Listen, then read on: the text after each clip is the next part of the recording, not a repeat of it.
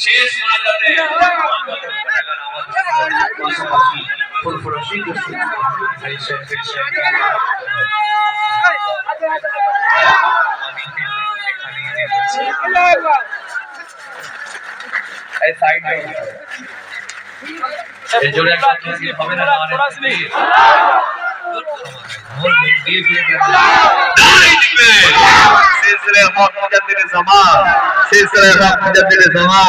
আমাদের প্রাণ প্রিয় ভাইজান